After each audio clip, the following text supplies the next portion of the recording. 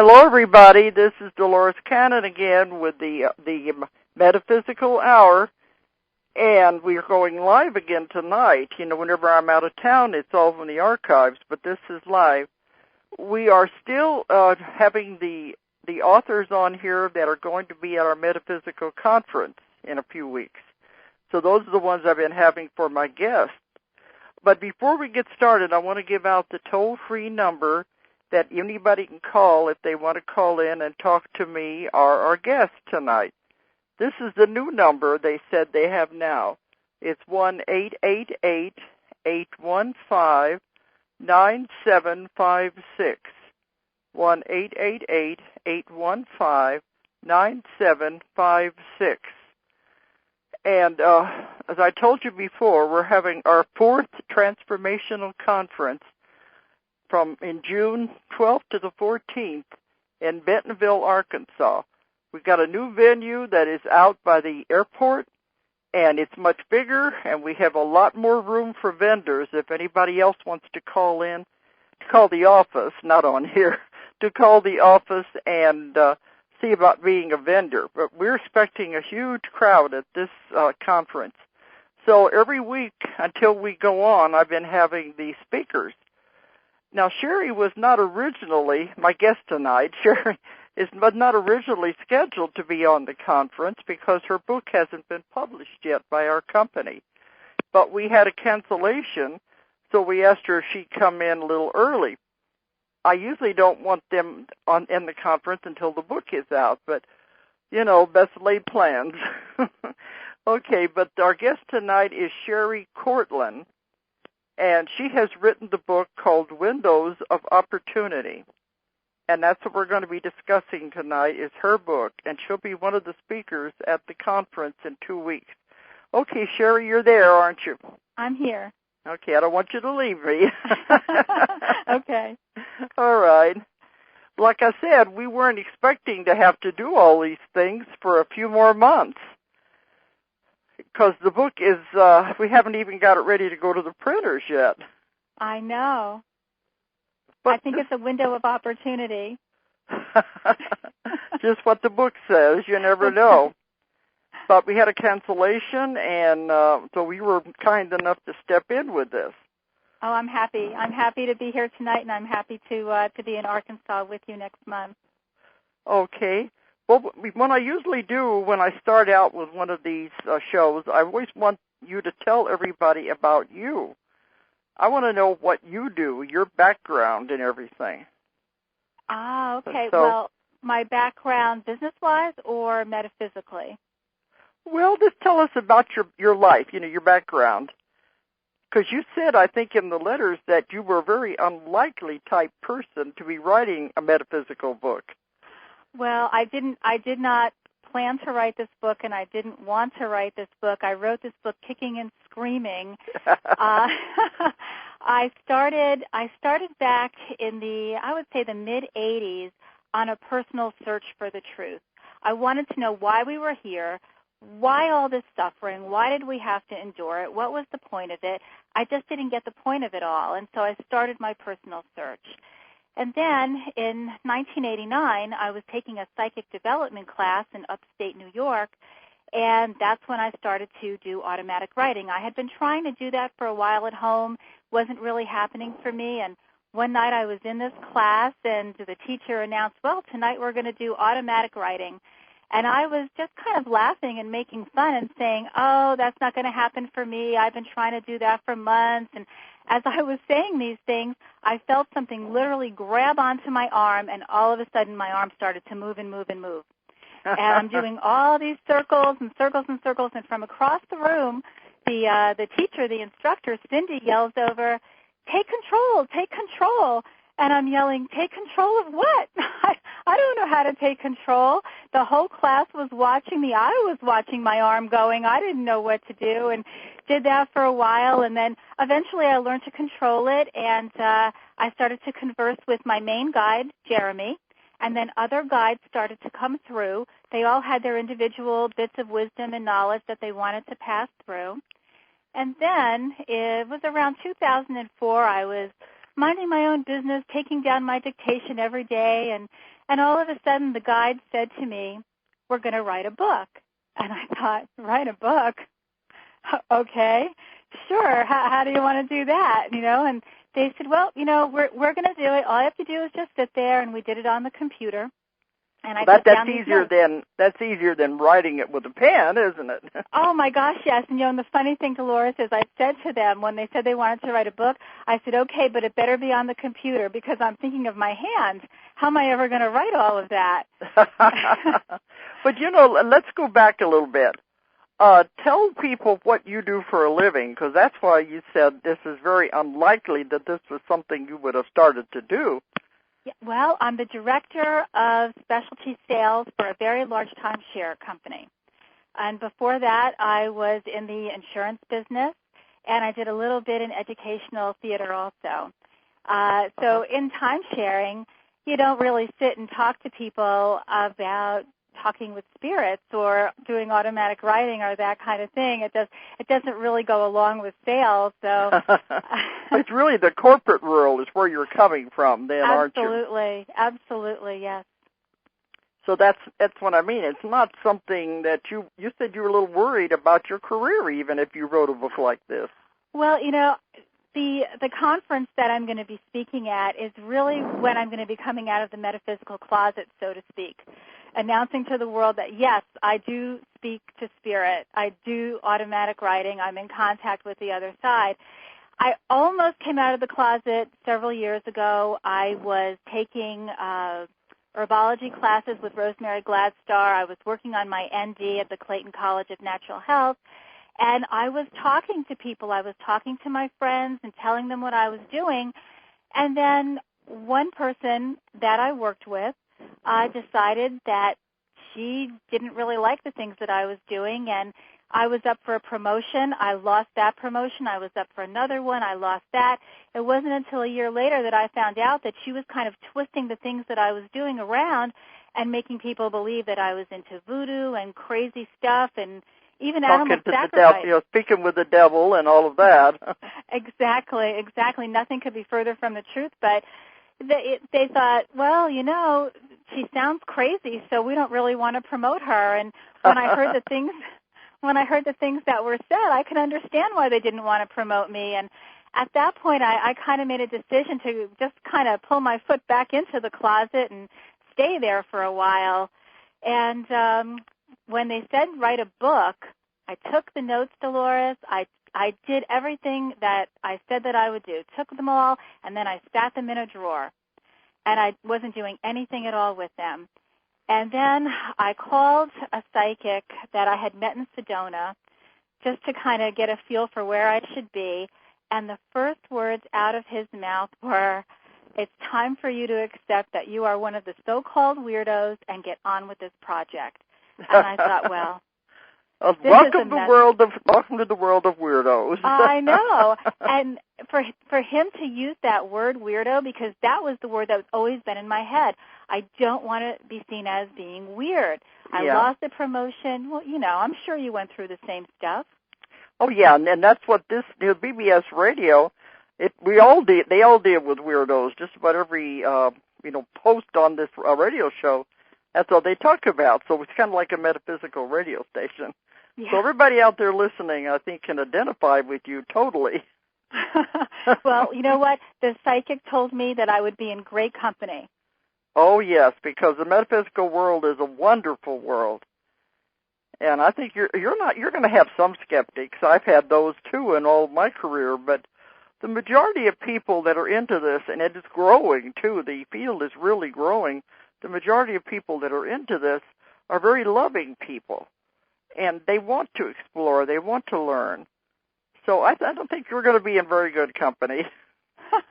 I think I'm going to be, too. And, I think back on some of the pioneers that even before you, Ruth Montgomery and Shirley MacLaine, and, they had great jobs. They had lots of money. They really didn't do this to make money. They kind of risked their reputations to go out there and talk about these topics. And I thought, well, if they're out there doing this and jeopardizing their careers and people are calling them strange and weird and everybody's heard the crazy Shirley MacLaine jokes, they have to be credible. There has to be a reason why they're out there talking about this, and so they were kind of my role models for coming out. And because it comes a time where they say you got to walk your talk, you finally have to talk and write about what you really believe in. You can't hide it any longer. Absolutely, and it became so hard to not go out and do something. And it's funny too, because when I took the notes out and then I started to put them in order for the book, I thought, well, okay, I'll make this into a book. But I never ever thought that I would find a publisher. Well, whenever you sent it to us, had you sent it to any other publishers before that? I only sent it to 6 publishers, and I got the loveliest turndowns that I've ever read, rejection letters, and then I got that telephone call from you. It was on a Sunday afternoon, and actually I looked at the telephone, and I have a condo that we rent out, and I thought that it was someone calling about the condo, and I wondered, why is this person who's calling me about the condo asking me about my book? How does she know that I wrote a book? Well, I'll tell you, you didn't have as long of a hard road as I did trying to get published. But when I started out, it's been 30 years ago, there wasn't any New Age stores. There wasn't any New Age literature out there. I was way ahead of my time. Oh, I know it. They had like maybe one shelf in a normal bookstore. They might have a few books like this. But it took 9 years for me to find a first publisher. That's a long time. I went through every kind of heartbreak and every obstacle that a writer could go through. Everything. I had absolutely everything that could possibly happen to a writer. But I know now it was my testing time. They were giving me a chance. You can back out if you want. This is your last chance. Because once you make a commitment, then you're stuck. And that was what that was for in there. Give me a chance. I could get out if I wanted. And, I had my heart broken so many times. And there were times I just wanted to throw the manuscript against the wall and just say it hurts too much. I can't do it. Oh, absolutely. But then it was like, okay, what else do you want to do then? Because you have a choice here. And then I said, all I want to do is write. So, okay, so then I sat down and started another book. So by the time I found a publisher, I had 5 books already written. 5 books. And then it was like, I made up my mind, and I said, okay, guys, if this is what you want me to do, let's get the show on the road. And it was only a matter of weeks, a couple of weeks then, and everything began to happen. So, it's still up to the person what they want to do. You have free will. And like you always have your testing time. You're not forced into anything. But you didn't have a very long testing time, it doesn't sound like. Not at all. Not at all. It was more of a, you committed to this. You really need to follow through on your contract. And, the book sat in the drawer for a couple of years. But then it was, all right, it's time to move on. And I was moved to talk to my friend in Sedona. And he said the words that I needed to hear, which were, move along. You got to get this project going. But now, too, time is moving faster now. Much faster But it now. was like, I guess the rest of the world had to catch up with me because I was way ahead of my time. Absolutely. Well, you're a pioneer. You're a pioneer along with Ruth Montgomery, along with Shirley MacLaine and the others who came before. You made it easy. You made it easy for me. Well, I think we have up to 45 authors now and more growing, and we have books scheduled way into 2010. So who would have thought that when I started my company or anything? But, we're reaching all over the world now. And I said, to me, it's like it became alive. It was a living thing, and it took on a life of its own, and that's why it's just, spreading all over the world because it has a life of its own. I know exactly what you mean. There's no stopping it. Mm-hmm. You're on the train and it's going down the track. You can't get off. You're on. Yeah, and the books are all over the world now. So who would have thought that when I started out? But that's that's the way these things happen. It's amazing. But I get hundreds and hundreds of submissions, and I sit here at night watching TV, reading all these manuscripts, and I do read every one of them. I always tell people that when they're going to send something in, I said, well, it can take as long as 6 months to even be read because it has to go in the stack, and it's ready in order. But I sit here and I read every single one of them, and then I make the decisions. And the ones I know that stand out, and I think, and this is good, well, they're the ones that we decide to publish. So it's not an easy job anyway. No, I can only imagine all of those submissions, and I think that's one of the reasons why I wasn't really quite sure if it was on the up and up when you were calling me about the book, because it was past the 6-month period, and I thought, well, that's it. Okay, I tried, and I was thinking about maybe self-publishing. I wasn't sure, and then the phone call came from you, and everything just fell into place. Well, it probably might have gone past the time because I was traveling all over the world during that time. And that kind of slowed my reading response time down. I'm sure. But some people will email us and they'll say, I don't want to wait 6 months. My baby's ready to be born now.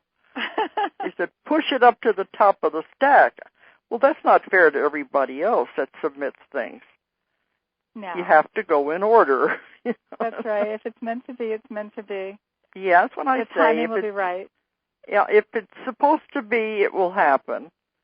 But, I just rely on, I don't know what you call gut instinct, or maybe them, the guides and everything will tell me which ones they think are the ones that need to come out. And I've had pretty good luck with the authors we picked. Well, you're going to meet a lot. You're going to meet a lot of them at the conference because they'll be there and you'll get to know each other. Actually, I've been emailing back and forth with a couple of them. I've been making friends online. With the authors. Okay. Well, now we know about you. You're from the corporate world, and this is something you would have not thought you were going to get into anyway. Tried not to. Do you have a family? I do. I have a husband. My husband and I live in Orlando, Florida. And I have 2 sisters and a brother who are in New York. My niece Lauren just recently moved in with my husband and I here in Orlando. And I have a lot of extended family all across the United States. Mm-hmm. What does your husband think of this new venture? Well, I think he's very excited for me. He has not read the book yet. He said he doesn't want to look at the manuscript. He wants the actual book in his hand. Oh, okay, but at least he's willing to read it. Yes. He is willing to read it, and I believe right now he's in the other room listening to the radio. Because a lot of husbands, they don't want to be involved in this because their crazy wife could ruin them. Well, when we first started dating, I told him all about what I was doing. I told him about automatic writing. I told him about the channeling so he could get out if he wanted to. He didn't go. Well, he must have been something there that made him want to stay anyway. Okay, but now we're going to talk about the book. Okay. And you were talking about your guide. How did you discover your guide? Well, you said Jeremy, I think his name was. Jeremy is one of the 2 guys that have been with me since birth. And he's the lead guide. He's in charge of the book project. Well, how did you discover him? I discovered him, well, how do I explain this? Driving along in my car, whenever I was alone, I would start to hear messages in my head. They came, it wasn't like a conversation, but more like a thought bubble. Like if you picture a comic strip and the words above the character, like that, I would all of a sudden have these thought bubbles in my head about important things. It was, information that would help me grow spiritually, things that I should be doing. And then I noticed that in the shower I was starting to get these thought bubbles too. And then I realized whenever I'm alone, this is where this is starting to happen. And then when I was in the psychic development class, one of the things that we talked about were guides, and I started to learn a little bit more about them. And when I started to do the automatic writing, and I got very tired of drawing all these circles all the time, I called on my teacher, and I said, what should I do? I'm just getting these circles. And she said, well, you need to ask who's trying to come through and then ask for a message. So when I did that, then the very first word that formed was Jeremy. Uh-huh. And that's how I was introduced to Jeremy, and then he started to write with me every day. And I used to get up very early in the morning so that I could write before I went to work. When you're alone, that way. When I'm alone, yeah. My husband would go to work, and I would sit there. I would meditate for a few minutes, and then I would pull out my pen and paper and get going. Once I made the connection, it was very easy to continue. Well, a lot of people I know who have done automatic writing say in the beginning it's a lot of nonsense that comes through. Yeah, I didn't get the nonsense. I got the circles. Many circles and many little drawings and that kind of thing. But once I was firm about it and said, I need to know who I'm talking to. You should always know who you're talking to if you're doing automatic writing. Yeah. And do you have a message for me? Because, these circles are kind of cool, but I need a little bit more. It just started to flow. And after Jeremy, Alexa Porath is another guide that I wrote with frequently. He's part of the book guide group. And then other guides came through, one named Charles, one named Selena. A lot of different guides came through with different information, different wisdom that they wanted to impart. Yeah, I know in the book you call it GG. Yes. So is that what you mean by your guide group? Yes, that's the guide group. I call them the GG, and they are made up. And this is another reason why I was kind of afraid to come out of the closet on this. When my family hears who makes up this guide group, I think they're going to have a hard time believing it. I think it's very easy to believe in guides named Alexa Porath or Selena, but when they find out that Grandma Knapp, Aunt Gracie, and Cousin Linda, relatives who are on the other side of the veil, are also part of this guide group, and that actually my grandmother is the spokes guide for this guide group, I think they're going to have a little bit of a hard time with it. We'll see. Okay, because, that's the thing. But, in my work, I've found that sometimes if the relative that passes over, if they're very close to you, they will request to be a guide from the other side. Ah, okay. And that way they can stay involved with the person's life. And if there's no necessity of them coming back right away or reincarnating, sometimes they're allowed to be a guide. So it makes sense to me anyway. Well, that's one. That's good. I got to start. Okay. Well, the woman I had on last week, you'll meet her at the conference, was Karen Peebles. Mm-hmm. And it just began coming through her mind. And she's just a housewife with a mother, mother and children and everything. And hers was her Uncle George. Oh. Who had committed suicide. Okay. Oh, something like 20-something years before, and all of a sudden he began coming through her. And she wrote the book about suicide and what happens once you commit suicide and go to on the other side. And it's really a very wonderful book, and it's full of great love. And that's why I wanted to publish it, to show people they're not condemned. They are not, like the Catholic Church says, they're doomed for hellfire and go to purgatory. None of that happens. Oh, no, that's not true. It's not true at all. I found that in my work, too. But her book, it totally astounded her, too, that her uncle is talking through her, and she's writing down what he's dictating. But so exactly. It can be a relative, I guess. Yeah, I was surprised. I didn't realize that relatives would be part of the group, but there they were. And doing it on the computer and with my grandmother as the quote-unquote spokes guide, it was almost like being in a chat room with her online. Okay. That's what it felt like. Uh-huh. Right, but then did it come through in any kind of order, or did you just have to arrange it later? No order at all. In fact, the stuff that's in the book came through with personal messages that aren't included in the book. I had to take all of the different subjects. I cut it up into little pieces of paper, like in individual paragraphs. Yeah. And then I categorized them by subject and tried to put them in some kind of order that would make sense for the reader in the book. Mm-hmm. And then I interspersed in between the channeling from the guides comments and experiences that I had that the guide group or the GG wanted me to use to make their point. To explain things. Right, how to explain things. So that people would get their point, get the message, and see how easy it is to spot these things. Yeah. Well, see, that's why when I publish these books, I look for things that I know, because this is the same things I've written about.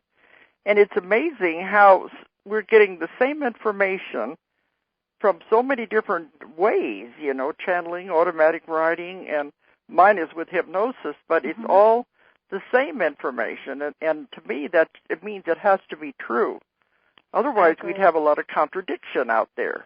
I agree. And that doesn't happen, I had never read your books until last summer. And then I sat down with the Convoluted Universe series, and I was shocked at how similar it was to what came through to me. Mm-hmm. It was so similar. Well, that's the more complicated ones, but, my book about life after death, between death and life. I read that first. Okay, that has a lot of the basic things in that. Mm-hmm. And then I got into the more complicated things later. Yeah, it was fascinating, though. But, yeah, because everything that I get and everything that is submitted to us, it's all the same information. And if I do thousands and thousands of people, in my hypnosis work, and they're all saying the same thing, without knowing what anybody else has said, there has to be truth to this. There has to be some truth there, absolutely, that's trying to get out. Yeah, it doesn't matter what the church says, that they can't deny these things. And, I'm not against the church. I figure if people, you can have both, really, if you want it. But there's just more information once you start getting into metaphysics. Oh, absolutely. One of the things that made me reach out and start to go on my personal search for the truth, I was brought up Catholic, and my husband, my first husband, his family went to a Baptist church. Mm-hmm. And so I started to go to that church with his family. In my mind, what did it matter what church I went to? There's one God, and what does it matter which church you're sitting in on Sunday or Wednesday night? Yeah. And as I was sitting in church, the pastor started to talk about idolatry and saying that if you wore a crucifix around your neck, that was idolatry. If you had statues of the Virgin Mary in your house, that was idolatry, and your next stop was going to be hell. And I thought, oh, wait a minute, I have those crosses. My family is all Catholic. They have those kinds of statues. Is everybody that I'm related to going to hell? And it was really kind of scary. And then one day he was talking about the fact that there was no such thing as evolution, that dinosaur bones were just something that were planted in the ground by Satan to lead us all into damnation. Oh, boy. And afterwards, I waited until after that sermon, and I went to talk to him, and I said, I just want to get this straight. Is this really what you're saying? And that made me really think and reconsider what was being said in regular church. Yeah. And I thought, I have to kind of go out and try and find the truth. What is the truth? Yeah, that's it. But I tell people, your truth may not be my truth, but at least it'll be yours. Absolutely. But I encourage people to ask lots and lots of questions and decide for themselves. Yes. That's the important thing. But I went through the same path. I used to teach Sunday school, so I went through all of that, and you try, but I would sit there in the congregation, listen to the sermon, and I kept wanting to raise my hand and say, but maybe that means this instead of what they were saying, I wanted to do the same thing, and I kept my mouth shut and waited until after, but many times I wanted to stand up and say, wait a second, have you considered this? Yeah, but, you can't do it. So I said, being a good little Christian girl, I couldn't do that. So it finally got to the point that I just couldn't stay in the church because there was just too much that I wanted to know, too many questions. Exactly. And they didn't have the answers. Yeah. But, if people are happy there, that's fine. That's where they are and where they're supposed to be. Absolutely. Everyone's in a different place at a different time. You're where you belong in order for you to learn the lessons that you need to learn and for your own spiritual growth. But then if they get to the point they begin to ask questions, there's a whole other world out there for them. Moving up a level. So we're not supposed to try to convert anybody. We just offer the information and make people think. That's the main thing. one of the biggest points that the guide group made in writing this book is that you should never stand on the corner and preach to people. What you should do is live your beliefs and be a role model for people in your beliefs and let people ask you questions and then answer the questions. Yeah, that's what they told me, that if you try to, come on with something they don't understand, it'll just go over their head. So there's no sense in doing that. You just wait until they ask you. I always say drop little crumbs. Exactly. And see if they pick them up. Don't give them the whole loaf of bread, When they're ready, they'll ask questions. They'll ask more questions as they're ready for each higher level. Even in the Bible, Jesus said, don't cast your pearls before swine. And he didn't mean they were pigs. He just meant that they would not understand the value. And so that's the thing. When they're ready, they'll ask questions, and there's a whole other world out there. But, I noticed one of the things you've written about is reincarnation and karma. Yes. But there's another part here that I would like you to discuss. You talk about, these windows of opportunity. First, let's go into that before we get to this other part. Explain what the windows of opportunity are. Okay, to explain windows of opportunity, the way that this goes, we sit down, before we come into this lifetime or any lifetime, we sit down to plan our upcoming incarnation. Yes. It's kind of like sitting around a conference table. We come to that table with almost a laundry list of the things that we want to do in this upcoming lifetime, a list of the karmic debts that we want to repay, how we want to do it, the experiences that we want to have for growth and learning. And around this table with us, we have almost like a planning committee. We have our teachers, our guides, our loved ones, people that we're going to incarnate with, most likely our future parents, brothers, sisters, the people that we're going to interact with. And when we sit down to plan this incarnation, we basically write an outline for a book, complete with chapters. Of what we hope we're going to do. Well, yes, of That's what we hope we're going to do. We come in with our plan of what we hope we're going to do. It's almost like a business plan, Dolores. This is why I can understand it. It's very business-like. We create a lifetime of opportunities so that we can accomplish the things that we want to accomplish. And those opportunities, those are what I call, or what the GG calls really, are windows of opportunity for learning and growth. Now, they can be nice, easy, gentle windows, or they can be very difficult windows. It depends. And they're specifically set into our lifetime so that we can repay the karmic debt or to achieve specific learning goals. But if we miss a window, it's okay. It's all right, because we've created a lot of windows to learn this particular lesson. They're spaced out over the course of our lifetime. Each window gets a little bit more in your face and a little bit more dramatic than the previous one, but they continue to pop up until you get the message. The thing about these windows is that if you're having a lot of these windows, it's because there's a lesson that you really, really, really want to learn, or some kind of debt that you want to repay, and you just want to get it done in this lifetime. So you've enabled yourself to do it. You think that you're going to learn early on. You think that you're going to spot the window. Things are very easy in the planning stage when we're on the other side of the veil. Well, they always look easy over there, Yes, very easy. And we think, I'm going to know that right away. I've learned so much. I'm going to spot this. It's going to be easy. But this will be my last time around. I can do it. It's no problem, no big deal. Yeah, I'm awake. We're always so awake on the other side. One of the things that the guide group says is kind of picture a high rise, and your life is the elevator in the high rise. And if you recognize the window of opportunity when you're on the first or the second floor, learning that lesson is much, much easier than if you go all the way up to the penthouse to learn it. Mm-hmm. And so the earlier you spot the windows, the better off you're going to be, because you save yourself a lot of pain and a lot of drama. Well, see, in my work, too, I work as a therapist. I work with lots of people, and they have so many problems, and they keep repeating the same mistakes over and over again, drawing the same kind of people into their lives, and they don't even realize it, that they are doing this themselves. And until they figure it out, hey, this is what I'm trying to learn, they're not going to move onward. But too many people set up these things just in repetition and making the same mistakes. The life scripts. That's the easiest way to spot a window. Look for life scripts. Is the same kind of unpleasant event happening over and over?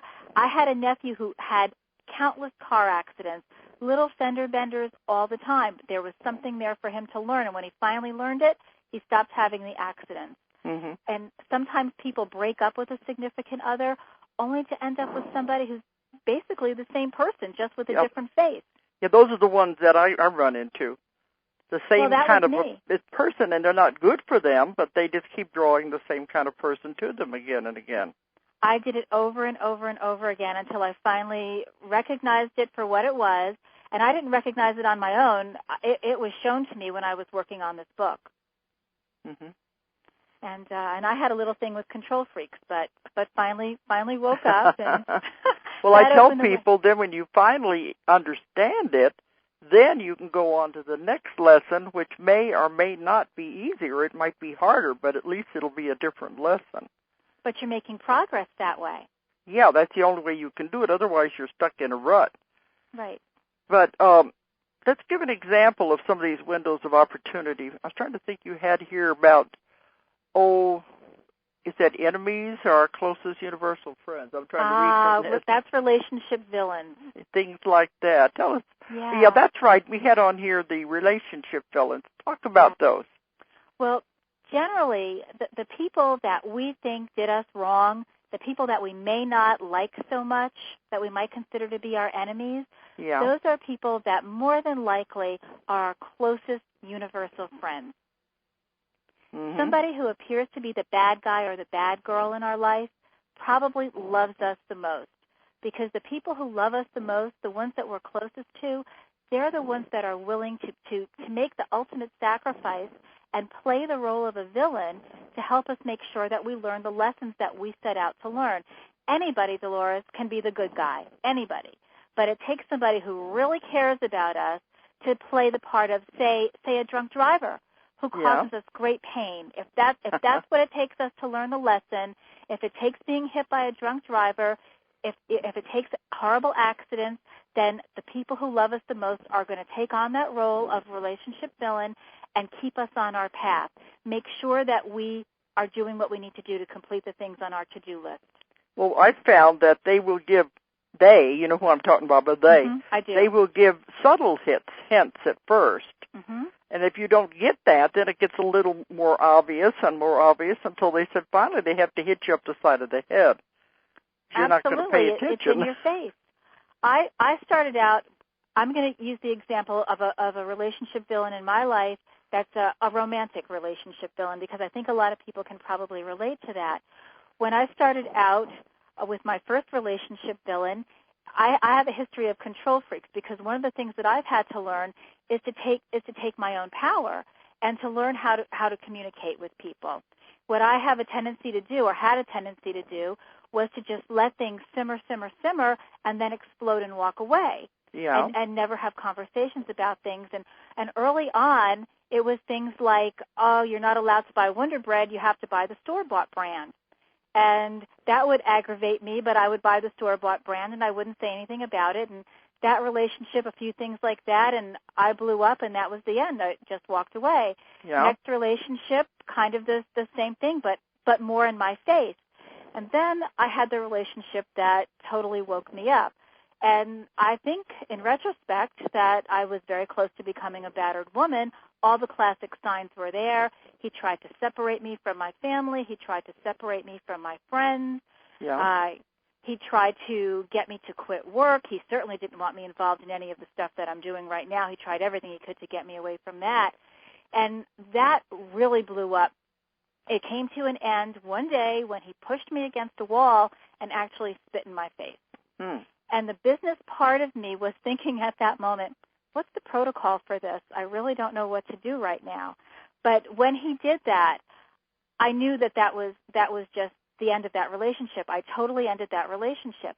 And then in working on the book, what I learned was that this guy, and I have a lot of trouble, I understand it on a soul level, Dolores, but it's very hard. But not on the conscious level. It's hard.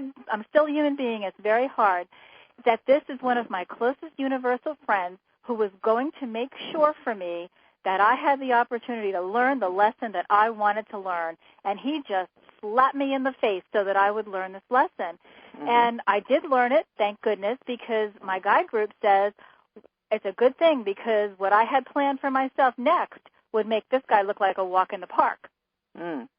But look how many people out there who don't realize this, and they stay stuck in these kind of relationships. I didn't realize until this material was dictated that I had a life script. I never would have believed that I was living different life scripts. Well, one case I always like to say is one of the clients that I had. He was a man, and he said when he was younger, he was in a busy city. I don't know if it was New York or somewhere. Anyway, he was mugged on the street, and these three guys dragged him into an alleyway, and they stabbed him, it was like 7 different times, and he was able to crawl out to the sidewalk, and somebody found him and took him to the hospital. Otherwise, he would have died. I mean, it was really horrible. And he spent a long time in the hospital, and he said, why in the world did something like that happen? Well, during the session, I'm always able to find the answers, and they said, oh, that was just some of his friends that volunteered to help him. And I said, friends? I said, who needs friends like that? But they were there in case you got off your path. They were going to bring you back on it in one way or another. There's easier ways, but apparently he hadn't got the message, so it had to be something like that. Right. Because during his time in the hospital, he turned his whole life around. So sometimes it takes something like that to really shake you up. It does. But it was interesting. They said, oh, there was just some friends that volunteered to help him. That's exactly the relationship building concept. Uh-huh. But on a conscious level, we would never think that. No, not at all. And you know, knowing something doesn't necessarily make it easier to digest. You know, this person that I'm telling you about, the one that kind of shook me awake there, I had to see him almost on a daily basis because we worked in the same place. Well, that's not good. Oh, no, it was terrible. And he kept calling me and wanting to talk to me, and I didn't want to talk to him at all. And finally I said, okay, fine. You know, I'm going to sit down and I'm going to talk to you.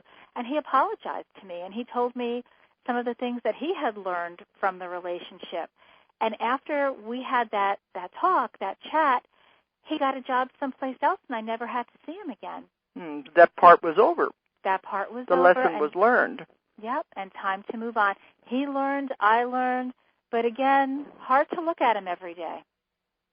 Mm-hmm. But now, then once it's over, then you move on to something else. Yeah, exactly. Move on to another life script, I guess, until you recognize the windows of opportunity and jump through it. Is what? Recognize the windows of another set of windows of opportunity and go through it. I'm done with the relationship stuff, and now I'm on to other things. Yeah, go ahead. Which other windows am I going through? Yeah, which ones do you want to talk about? I think maybe we should talk about reincarnation a little bit. Well, you can. I've talked a lot about it on the show, but go ahead and give your version anyway. Well, I got some interesting information from the guide group that you might be interested in. Okay. They're talking about the United States as being Atlantis reborn. Have you gotten that? Well, I know that the country itself has karma, and all the countries have karma that they're paying out with each other, and so they are all going, it's just like a person, they're going through an entire thing. The only thing I have about Atlantis is that many people who are alive today were there when Atlantis went down. Yes. And they were responsible for the misuse of the mind and misuse of the mind power. So we've come back now to make sure it doesn't happen again. Yeah, that's exactly what I'm getting. That many of the baby boomers are Atlanteans who are here to work out this group karmic debt and to get some healing from it, that they want to develop and succeed without being egocentric this time, without causing damage to the planet, to prove that they learned their lesson after destroying Atlantis. And an interesting thing that they said is that Gore and Bush, that presidential race, was very much a temperature taking for this group to see how they were progressing. to see if as a group they would go through that window of opportunity. Well, in my books on Nostradamus, Gore should have been the president. It wasn't supposed to be Bush. That's what I've heard. And look at what a different world it would have been if we'd gone that way. Oh, yeah. Al Gore, I mean, he's so into thinking about things on a global level, caring about the environment. Yeah. Completely different from Bush. But in the same breath, what the guide group also is saying is that Bush is very much a relationship villain on a global level, because it took a while, but he helped the baby boomer Atlanteans to see that war is passé and that it's time for more peaceful global foreign policy. He called attention to the negative effects of bullying, basically, because he bullied entire nations. Oh, yeah. And now I think it's different now. We have a new president that is going the opposite direction, and everything is finally turning around. According to my guide group, they're saying that Obama is going to allow this group to complete their group learning by proving that they can have accomplishments without destruction. Mm-hmm. If Gore couldn't do it, then Obama now is going to do it. Well, just a few days ago, I had a session with a client, and they said Obama was a light bringer. Oh, yes, absolutely. So you can feel that. He is definitely, if they just give him the chance, he is definitely going to change things. And it's the time in history right now to move away from the darkness and all those other things that have been happening. Oh, it is. And, every single one of us can bring more light to the planet. It's not that hard to do. Mm-hmm. Because everything is changing. Mm-hmm. I don't know if you want to talk about that or not. I've also talked about that because I've written about it. Are you thinking 2012? Well, the shifting, the vibrations and the frequency, the way they're changing of the world, how we're moving into a new dimension. Well, I'm seeing a lot on TV now all of a sudden about 2012, and people are thinking, oh, this destruction, and the end of the world. 2012, it's the end of the Mayan calendar. It's not the end of the world. It's not. I've written about it, and I've lectured on it. This is what everybody wants to hear about everywhere I lecture all over the world, and it is not the end of the world. No, I don't care what the TV shows say. No, and it just freaks people out when they hear that. Well, they've told me it is the end of civilization as you know it. But that means we're going into a much more wonderful thing, and it changes. Very dramatic changes are going to happen, and that the old will be left behind as we move into the new. 2012, the way I understand it, is about freedom. Freedom from the dark and freedom for us to start to live wholly in the light. Mm-hmm. And the more light we bring to the planet, the higher our individual vibrations are going to become, and the higher the vibrational level of the entire planet. The more light that we can bring to the planet now, the easier it's going to be for our planet to shift to the fifth dimension. That's what's happening now, is when I tell people. It started about 2003 as the vibrations and the frequencies began, because we have to move it into another dimension. But the body cannot take a sudden shift in the frequencies. It'd be too much. It would destroy the body. So they said it has to be done gradually. And so you will feel the actual changes in the body as it's going through the shift in the vibrations and the frequencies. And it'll go on for a while. And I've had people talk about physical effects, and they go to the doctor and they can't find anything wrong. But then they'll level out, and they'll be fine for several months, and it'll start in again. That's because the body has to adapt gradually as it moves through these adjusting to the frequency changes. I think that's what you got too, haven't you? Absolutely. I agree with you. Everything that I've gotten agrees with what you're saying. Mm-hmm. And I think one of the things that I would just love for people to know is that once we make this shift, the incarnations are going to be so much easier. We're not going to have pain and suffering to learn our lessons. We're going to have great new bodies that they're calling the light body. And you know more about this than I do, the new bodies that we're going to have. I've been writing about it for years. Yeah. That's what I like it. Would you agree with the things I've found, so I know we're on the right page, Yeah, and we never heard of each other before I sent you my book, so. Yeah, that's what I mean. When I see this, I say, well, it's coming from another source, but it's the same information. Mm-hmm.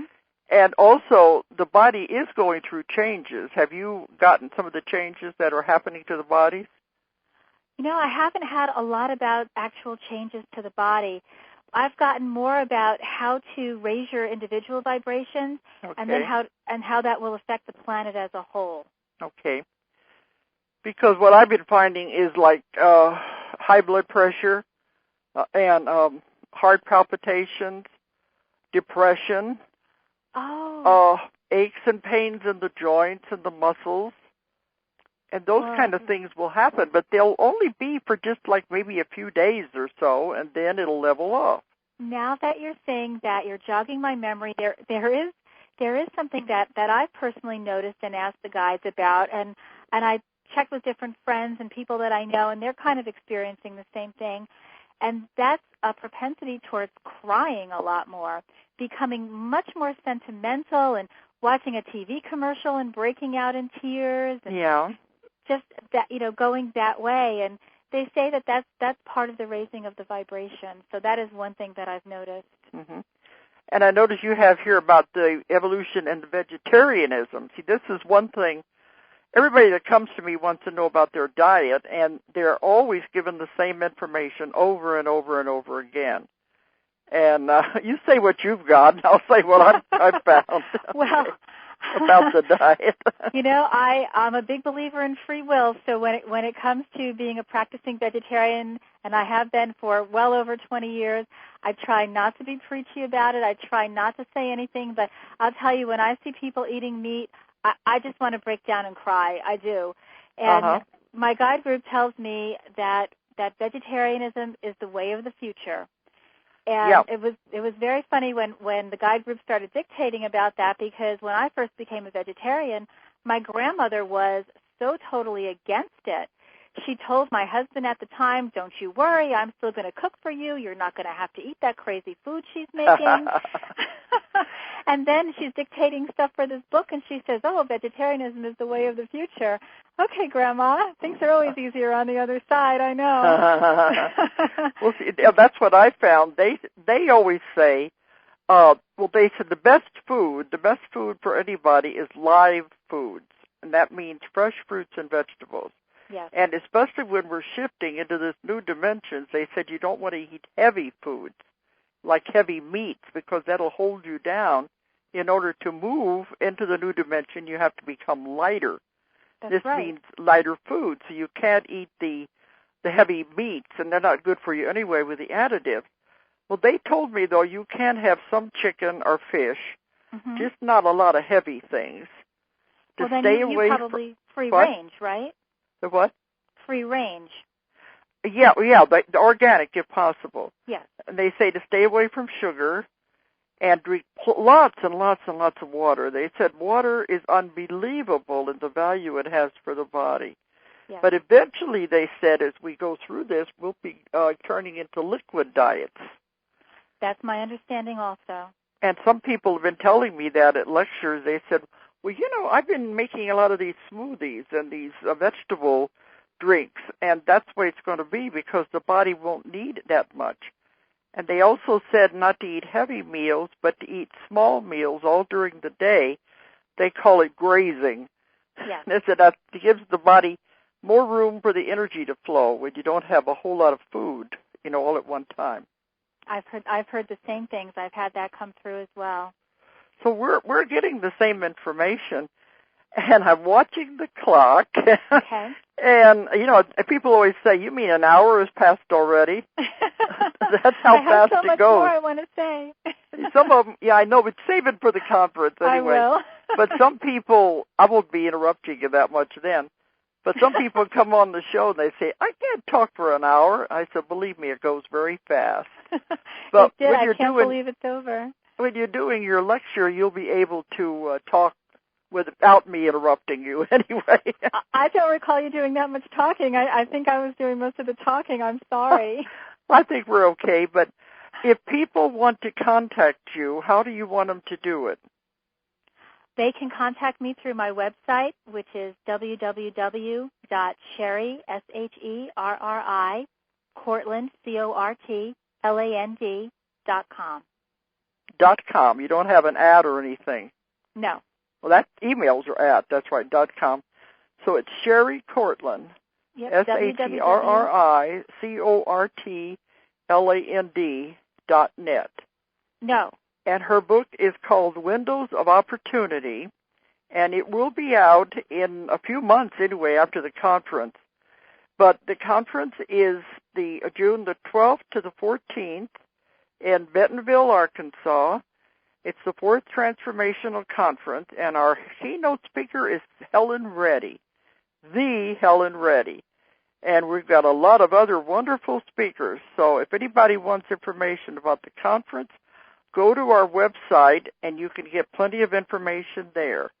The website is www.ozarkmountain, the name of my company, but it's abbreviated, OZARKMT.com, and you'll be able to get all the information you need. Now I'm going to have to sign off, or they're going to pull the plug. Thanks a lot, Sherri, for being on the show tonight. Thank you for having me on the show. I look forward to seeing you next month. Okay. If you enjoyed the show, check out more of our other videos, and be sure to subscribe and click the like button. Thank you for listening to the Metaphysical Hour with Dolores Cannon.